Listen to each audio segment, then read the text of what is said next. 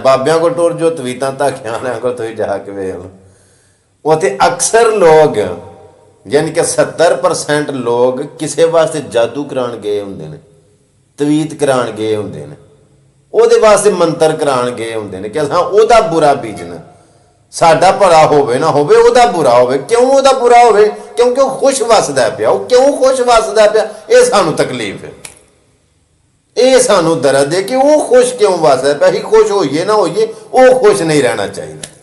ਮੈਨੂੰ ਇੱਕ ਛੋਟੀ ਜਿਹੀ ਮਿਸਾਲ ਇੱਥੇ ਆ ਗਈ। ਕੋਈ 3 ਯਾਰ ਸਨ, ਬੇਲੀ ਸਨ, ਸੱਜਣ ਸਨ, ਤੇ ਮਿਸਾਲ ਬਣੀ ਹੈ ਨਾ। ਇਹ ਮਿਸਾਲਾਂ ਸਮਝਾਉਣ ਵਾਸਤੇ ਹੁੰਦੀਆਂ ਨੇ, ਬੜੀਆਂ ਸਾਰੀਆਂ ਮਿਸਾਲਾਂ, ਬੇਸ਼ੁਮਾਰ ਬਾਤਾਂ ਐਸੀਆਂ ਹੁੰਦੀਆਂ ਨੇ ਜਿਹੜੀਆਂ ਹਕੀਕਤ ਹੁੰਦੀਆਂ ਨੇ, ਲੇਕਿਨ ਕੁਝ ਬਾਤਾਂ ਐਸੀਆਂ ਹੁੰਦੀਆਂ ਨੇ ਕਿ ਜਿਹੜੀਆਂ ਸਮਝਾਉਣ ਵਾਸਤੇ ਐਗਜ਼ਾਮਪਲ ਦਿੱਤੀ ਜਾਂਦੀ ਹੈ, ਮਤਲਬ ਕਿ ਤਾਂ ਕਿ ਜ਼ਰਾ ਆਸਾਨੀ ਹੋ ਜਾਏ ਸਮਝਣ ਦੇ ਵਿੱਚ।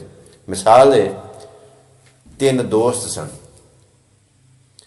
ਉਹਨਾਂ ਨੇ ਨਾ ਕੋਈ ਵਿਰਦ ਕੀਤਾ, ਕੋਈ ਪੜ੍ਹਾਈ ਕੀਤੀ, ਕੋਈ ਉਹਨਾਂ ਨੇ ਵਜ਼ੀਫਾ ਕੀਤਾ ਮਿਲ ਕੇ, ਤੇ ਉਹਨਾਂ ਦੇ ਕੋਲ ਨਾ ਇੱਕ ਜਿੰਨ ਆ ਗਿਆ।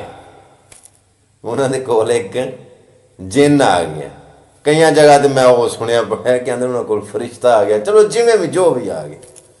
ਉਹਨੇ ਆਖਿਆ ਅੱਛਾ ਜੀ ਮੰਗੋ, ਤੁਸੀਂ ਕੀ ਮੰਗਦੇ ਹੋ? ਜੋ ਤੁਸੀਂ ਮੰਗੋਗੇ ਨਾ ਉਹ ਤੁਹਾਨੂੰ ਮਿਲ ਜਾਏਗਾ। ਪਹਿਲੇ ਨੇ ਮੰਗਿਆ, ਉਹਨੇ ਆਖਿਆ ਮੈਨੂੰ ਮਾਲ ਡੰਗਰ ਚਾਹੀਦਾ, ਮੈਨੂੰ ਬੱਕਰੀਆਂ ਚਾਹੀਦੀਆਂ ਨੇ, ਮੈਨੂੰ ਭੇਡਾਂ ਚਾਹੀਦੀਆਂ ਨੇ, ਮੈਨੂੰ ਫਲਾਣੀ ਸ਼ੈ ਚਾਹੀਦੀ ਹੈ। ਜੋ ਜੋ ਕੁਝ ਉਹਨੇ ਆਖਿਆ ਨਾ, ਉਹਨੇ ਆਖਿਆ ਠੀਕ ਹੈ ਤੈਨੂੰ ਮਿਲ ਗਿਆ। ਉਹਨੇ ਆਖਿਆ ਅੱਖਾਂ ਬੰਦ ਕਰ। ਉਹਨੇ ਅੱਖਾਂ ਬੰਦ ਕੀਤੀਆਂ, ਉਹਨੇ ਆਖਿਆ ਹੁਣ ਖੋਲ, ਤੇ ਉਹ ਸਾਰਾ ਮਾਲ ਮਤਾ ਉਹਦੇ ਸਾਹਮਣੇ। ਹੁਣ ਜਿਹੜਾ ਦੂਜਾ ਸੀ ਨਾ, ਉਹਨੂੰ ਉਹਨੇ ਪੁੱਛਿਆ ਕਿ ਤੈਨੂੰ ਕੀ ਚਾਹੀਦਾ? ਉਸ ਆਖਿਆ ਮੈਨੂੰ ਇਹ ਮਾਲ ਡੰਗਰ ਤੇ ਨਿੱਕਾ ਮੋਟਾ ਛਾਵਾਂ ਨਹੀਂ ਚਾਹੀਦੀ, ਮੈਨੂੰ ਕੋਈ ਸਲਤਨਤ ਦੀ ਬਾਦਸ਼ਾਹੀ ਚਾਹੀਦੀ ਹੈ।